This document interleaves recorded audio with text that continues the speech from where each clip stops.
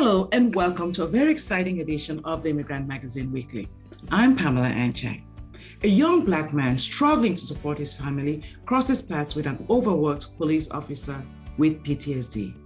What do you think happened? That is the subject matter of a short 21st Colonial based on a true story, co-written and directed and starred in by my guest, Filipino Italian American Angelo Reyes. It won the Remy Award at the 54th World Fest International Film Festival, and today I'm happy to have him on the show to discuss it and tell us why this subject matter hits so close to home, not just for him, but for many in today's American society. But before I bring him to the show, do me the honors by subscribing if you haven't done so by clicking on the button here below and liking us so that YouTube will share our videos. Ring the notification bell so that you will be notified when this amazing content is released. Of course, follow me on Twitter and Instagram at Pam Anchang and like us on Facebook at The Immigrant Magazine.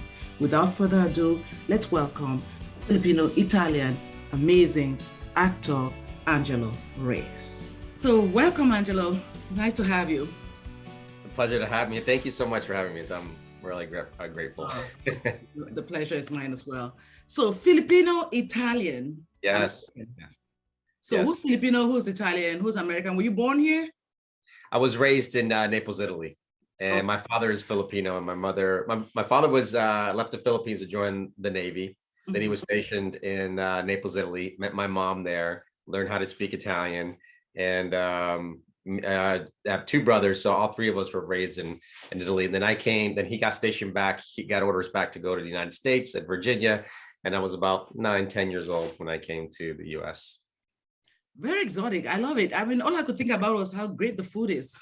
Yeah, no, which is interesting because like then there was a lot of Filipinos that joined the Navy, and they all were stationed in Italy. So even though we're in Naples, Italy, the community was a lot of Filipinos. So our like barbecues were a mix of pasta, lumpia, prosciutto. I mean, you name it. It's all mixed. So I didn't know the difference at the time. So it was an interesting mix to grow up with. Yeah, you probably took your great food for granted, because people that don't have that opportunity to eat such great food, they take it for granted, and then your friends are like, Yeah, absolutely. And it's at one point, because Naples is known for the pizza margherita, which is it's their their pride. So when I came here, it was kind of hard to find that. So I took that for granted. So now I'm always searching for the authentic Neapolitan pizza. Yeah. Exactly. So how was it growing biracial, and how did that influence your interest in filmmaking and the kinds of films that you get yourself involved with? Yeah, that's interesting, because like I had to like dig deep, really, really far back inside to realize that when I was growing up, I didn't think anything different, right? When you're young, you don't know if it's bad or good. So there was an incident. And I was about like 7 years old. I was going to a Catholic school in Italy.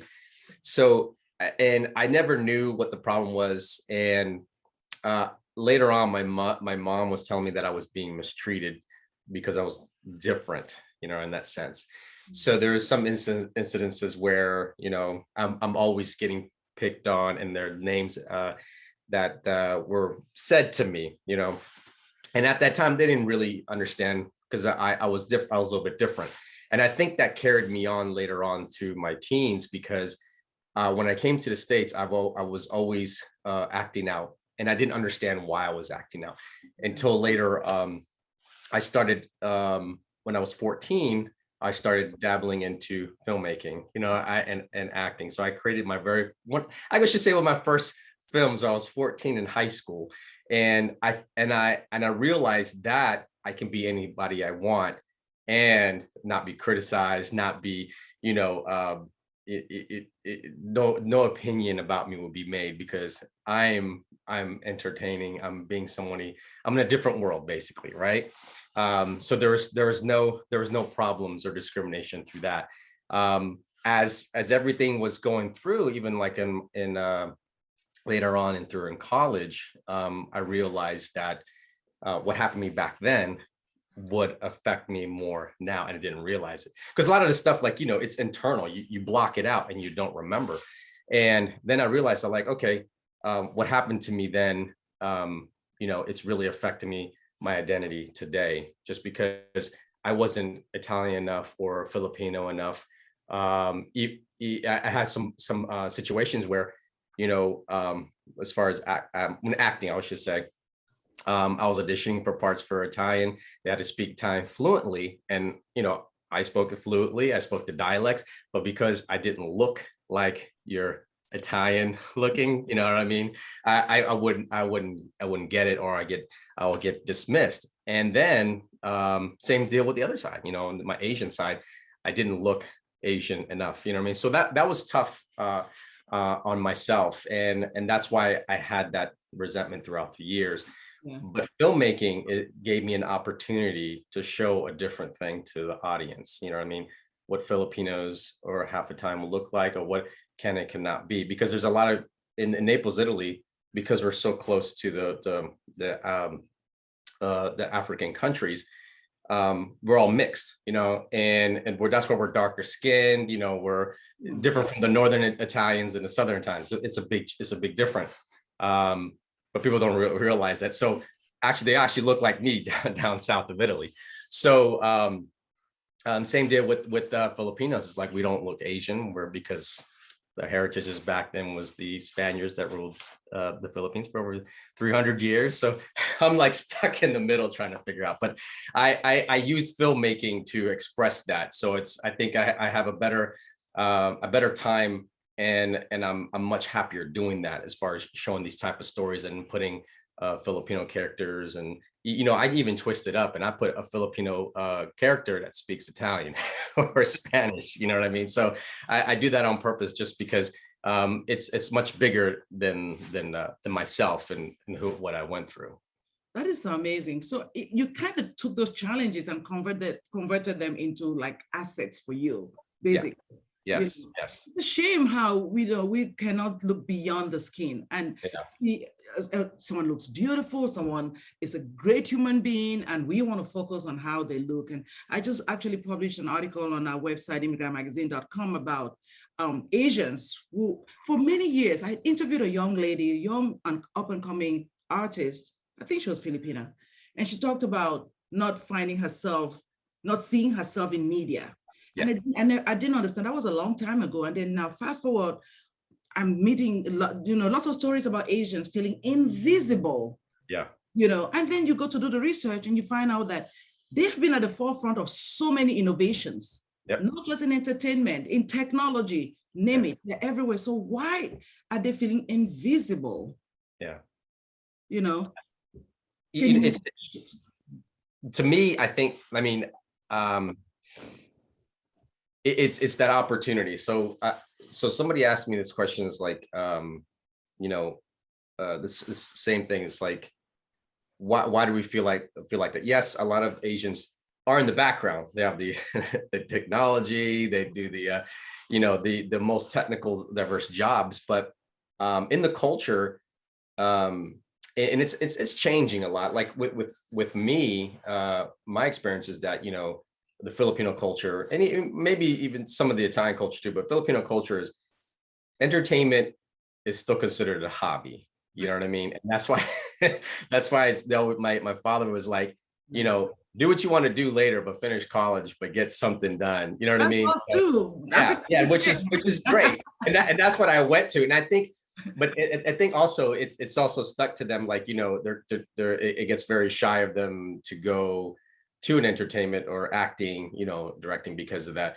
What is my parents are going to think? You know what I mean? That kind of mentality. But things are changing now. That's how it was back then when growing up. But I always, advocate for the opportunities of giving somebody in front of the camera, so that, like you said, when somebody sees someone that's like them, it gives them more hope, gives them more opportunities. Like, hey, you know what? This person did it. Now I can do it. You know what I mean? So, and it's sad that it needs something like that to happen, but it needs to happen, just because they need to see that it's possible, just like in anything. It doesn't matter race, gender, whatever. If they see it, it gives them more hope, and then it gives more innovation. That's what we need. That's diversity creates innovation. That's what I was trying to say, and more creativity. Absolutely. So representation is very important to you, I guess. Yes, absolutely. Absolutely. Okay.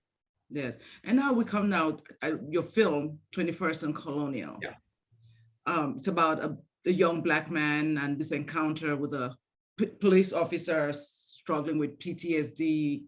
Why did you do this film? So when I first started doing these types of films, my very first one prior to going into 21st Colonial, I sat down and said, I'm going to create human impact stories, something that's broad that people can relate to and see like, okay, that's happened to me. And put in diverse characters, make it a very, very diverse cast. The very first one prior to 21st Colonial, I wrote about human trafficking in Virginia. So all these stories that I wrote has to base around what I grew up with or some connection that I have in my community. The first one was domestic human trafficking, and it's based on a true story as well. And I followed this character throughout the process, what happened to her and what actually human trafficking looks like in America, as opposed to the thought of like it's always being kidnapped, international, things like that. So that's what it's always known as, which that does happen. But in the United States, it's more like your neighbor, your manager, or it could be, I've had an instance where it was a sheriff that was trafficking women. So it's always somebody that you know. So after I took that, I had an opportunity, a friend of mine that introduced me to the family and said, listen, I need you to talk to this family, just listen to them and hear them out. So I sat with them and they told me, now this incident happened back in 2016.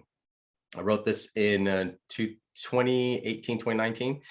And I sat with them, and what happened with that whole entire story was that her son, was cashing a fraudulent check at a bank drive-through. Police were called, police officer came and then shot him 14 times in the car. Right. So there's a really big controversy around that story. So I sat down with the family and said, listen, I would like to take that incident and write about your son if it's, with your permission. And they were like, yes, please. This is something that we want people to know, because it didn't really go anywhere. I mean, as far as news wise, nobody really heard about it.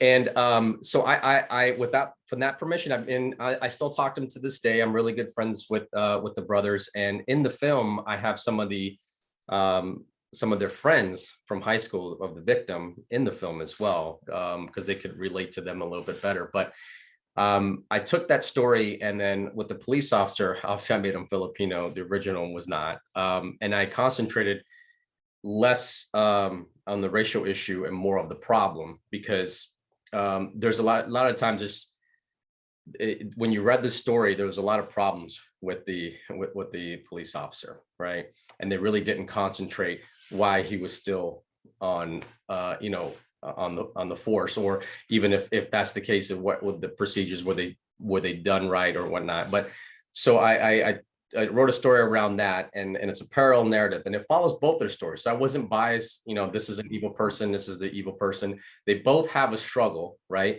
They both are dealing with something, if it's just a socioeconomics or a PTSD, a mental illness or whatnot. And it's based on a 24-hour period. They start their day and they cross paths, almost like Crash, the movie, meets Training Day. So it just goes in. And at the end, they meet in this fatal incident, and I let the audience decide what the solution would be. Just start the conversation. I didn't make anybody evil or whatnot, because they had to do what they had to do and their choices they made. You know what I mean? So I wanted to write something that was non-biased to show there's something way deeper underneath the source of both of them. Because he was a good kid, you know what I mean? He wanted to get there faster than usual. But don't you think though, that by not also emphasizing the racial component, that is not really the reality that we live in today. Right. Yeah, Because absolutely. race always has had to play, because look at this young man that, was acquitted the other day. I'm not Oh saying I'm yeah. not a judge, I'm not a lawyer, I'm none of that. But Yeah. if we look at what happens traditionally, if that were a black kid, a black young man, that were my son, God Yeah. forbid, right? He wouldn't even have made it to court. Absolutely. Yeah. Most black men are not even afforded that opportunity to prove, have their day in court. They're killed on the streets. Yeah. And there's a white kid, and I'm a mother, so I want him to be okay, by the way. But I'm just looking at the disparity in treatment, in justice. So I feel like you not emphasizing that, to me, is now, I feel like it's not representing what the struggles and highlighting the struggles of Black and brown people in their encounters with the police force. Oh, absolutely. Yeah. Yeah. And in no ways I was trying to detract from that at all. You know what I mean? Because it does happen, and we see it a lot in the news today, and everybody's, but we also to me is like, I interviewed a lot of police officers, police chief, and I asked them, what's the problem? You know what I mean? Is it a racial issue? You know what I mean? That we see on the news, and they all would say the same thing. Like, look, there are some bad police officers, but there's a couple of them, but there's a lot of good ones, right? And I think that, but the rules are still old. You know what I mean? The stuff that they do, and things are changing now. I mean, when I wrote this, this is way before all this stuff was happening, which is interesting that it's happening now. But and the timing was great. But like, for an example, this incident here, specifically on this film, there after that happened, there was a lot of outrage, right? And whenever there's a police shooting in that city, the investigation is done by the local precinct. Well, you don't really want to sue your own police officers, right? But after that outrage, laws were changed where after there's a police shooting, now the state takes over. So that those things are changes. And yes, there's a lot of racial issue, but you want to go deeper and attack, because if you don't change laws, or if you don't change any types of rules, that is always going to happen. You know what I mean? So I attack that deeper into the focus of, like, look, there's a bigger problem. Yes, race is an issue, but there's a bigger problem. That race is something that's deep inside a person, right? But when you start changing rules and laws, that actually helps develop a better safety for you and me, for Black and brown, you know what I mean? Because these things do happen, absolutely. But like I said, there's no way that I was trying to detract that from that, but I wanted to get more into the root of the problem. So when things change for you and me, and for the safety for others on the street, things can get a little bit better. But just from that, it changed a whole lot of things after that incident happened. Okay, because I bet you, I don't want it to be a situation where people think that because you are not Black, you're right, racist, and that you're justifying and giving a pass, an excuse that he had PTSD, and but we don't see that when they're dealing with white suspects or young men and stuff like that, because you're taken aback. Because at first I was like, okay, what would happen? A police officer with PTSD encounters a young Black man, what's going to happen? But we have situations where there's no PTSD and still the outcome happens, right? Yeah, absolutely. It's interesting you say that, because there was an incident in my town that happened, I guess about it's about last year, where there was an incident at the beach where an officer shot another Black male, but the officer was also Black as well. Mm-hmm. But the situation with that, and it was a perfect situation to describe, is that, okay, what happened there? You know what I mean? Now, it wasn't a racial issue because they're both Black individuals, but why did he ended up killing him? And there's a lot of controversy on that one too, because he didn't have a chest cam or a body cam at the time, so nobody knows what's going on. So it was a rules of engagement where they not processed correctly. And this happened during the whole height of all the riots and everything that's happening. So that's another incident that's happening. So that all that stuff does happen, and like I said, yes, some racial issues that do occur. I mean, I haven't, me being biracial and living in Italy at the time in the 80s, I witnessed a little bit of that, you know what I mean, of this discrimination, not as much as, you know, you hear, but I just that small part did affect me. And I know I couldn't imagine what it would happen in, you know, during the streets, but that does happen. But like I said, in no way that that I was going to detract anything from the racial by any means, because it's more of a root of a problem of changing rules, changing laws, changing concepts. And it's like I said, it's happening today, which is great. A lot of the things have been changed. So it's good to talk about it. Yeah, no, I'm really glad. I'm glad that you really made that clarification. Now let's talk about some of your other films, like Hill Billy Elegy, The Bill Collector, The Outsider, Killing Kennedy. Yeah. And you have done so many amazing things in film. What's your focus? Well, acting is always going to be my first love. And all these titles that you mentioned, those were just me acting in any of those projects. And I will continue to get better as an actor and work as an actor.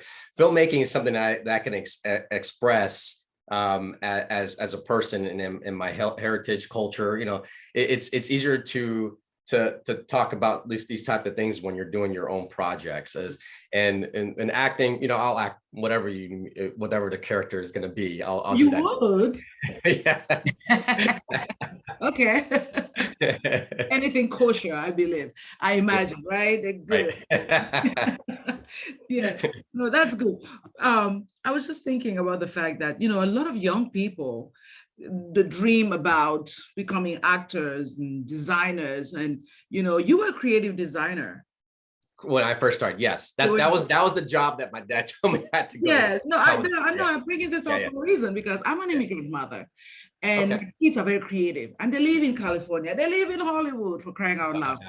And I'm kind of like your parents, like, get that education first, you know. And so I'm just curious, how do you know when a kid, you know, can pursue what they want? I'm taking you out of film, you know, what you're about, because I'm trying to benefit our immigrant audience parents dealing with this. Right. You have and you have a similar story of your parents, the creative designer, and my son is a creative designer, by the way, too. Awesome. You know? But how do you know when you can just let them do what they want to do in entertainment? Well, see, okay, so what I did was I completed my degree in designing, right? And once that was done, like I was telling you before, is like my dad was like, all right, now you could do whatever. Now you have a degree to fall back. So I was like, but I ended up picking something that I was still connected to in the entertainment. So if it was your son, right? That's creative design. So graduated from Cal Poly as a creative designer. Oh, perfect. Okay, so like something like that. He picks something if he decides to go into entertainment, if it's directing or acting, whatever.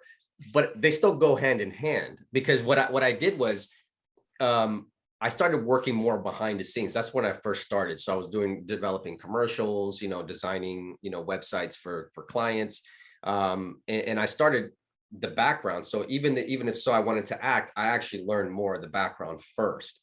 And then once I knew it was time, when I was doing a hosting shows for automotive, and I had the opportunity to get in front of the cameras hosting as one of the episodes.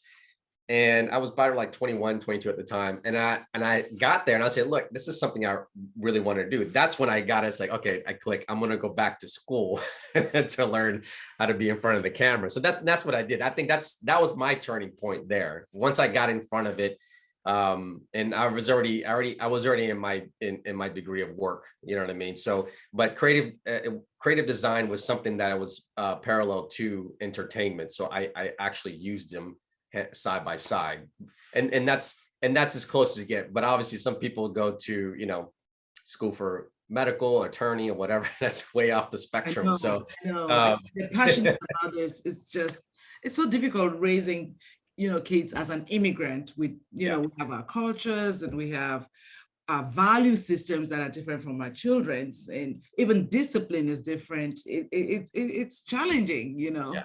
But no, I'm really happy that we had this conversation, Angelo. Yeah. Let's go back to your film, 21st and Colonial. Is that what's out now, or you just screened it at the San Diego Film Festival or something? So I wrote the 90-minute feature script for that. And what I did was, when I was pitching that the script to production companies to get, you know, the film going, what I did was create a concept of it. So I had, it was about an 18-minute concept to develop 21st and Colonial. I used that, but at the same time, I put it in different festivals. I was at the Filipino International Film Festival in San Diego. Then it went to the Houston World Festival, which won a Remy Award. So apparently, to win the Remy Award, you got to scale really highs in production, story, and all the above. So that was a great honor, just, you know, to win that award. And then just recently, we were selected out of 13 films across Asia. I represented USA Philippines. I was the finalist on the Hollywood Foreign Press Association competition, scholarship competition. So that was a great honor. You know, we didn't win, but we got the last finalist. So that's a great honor to begin with. So so with that all through that, I think our festival circuit is ending in January. So that's our last festival that we put it into. But we got recognition, and then we found a production company that was able to create our feature film, hopefully in 2022. So I was able to get that. I was able to get a sales and distribution on top of that. So it actually was a great journey, great ride, just to do that, because I couldn't sell the film just on my name, because I'm still, you know, working my ranks up in my filmmaking. So I took the different route by developing a development packet with the visual around it. So it helped out. I mean, it worked. I didn't know what was going to happen because it's my first time doing it. So, but it worked out the better. And it certainly will work out even better. And I like your authenticity, and I like that you are clear about what you're trying to put out there. So that's wonderful. Thank you. So can our audience see the film just yet, or when do you anticipate they can see the film? If they want to watch the short concept, it's going to screen at in Los Angeles, and I'm sorry that I don't have the location yet, but Film Creative, and I can send that to you. Film Creative is doing a screening for me in Los Angeles on, I think, the first week of December. Okay. But stay tuned for the feature film, because the short concept that, you know, it's really quick. You know, I meshed in 90 minutes into 15 minutes and I try to get the point across. But, you know, stay tuned for 21st Colonial and for the feature film. That's what I really want to screen for people. That's the masterpiece. And if someone wants to get information about you or the film coming up, where can they go? The best way is either my website or Instagram is probably good, because I'm always interacting. It's just Angelo Reyes _COM. And it's just, and my website is angeloreyes.com. So it's the same thing. Wonderful. No, thank you so much. And ask those questions. So, you know, because you just want to be clear about stuff. Yes. Now, representation is important. Who's telling our stories? Who's telling your story? It's very important, and that they understand the impact of their work on society today. So thank you for doing a wonderful job. And I'm looking forward to seeing 21st and Colonial, the feature. Yes. Next year. Although I'll send you the screener of the short concept. I would love to see that too. It doesn't hurt. I would really love to see that. So I'll see where you're going with this. Yes. You give me your opinion. You could critique it and let me know. I'll be ready for the next one. I certainly will. And when the feature comes out in 2022, we will sit down again and see that one, and then we'll see. We'll compare notes and see where we stand. Please. Yes, thank you. Thank you so much, Angela. I wish you all the best. Have a wonderful day, and let's go make it happen. Yes, thank you. All right, take care. Bye. We've come to the end of our show. Thank you so very much for joining me today. I would love to hear what you think about our discussion. So please share your thoughts in our comment section or send me an email to publisher@immigrantmagazine.com. Now be sure to follow me on Twitter and Instagram @Anchang and like us on Facebook, The Immigrant Magazine. See you next time on The Immigrant Magazine Weekly.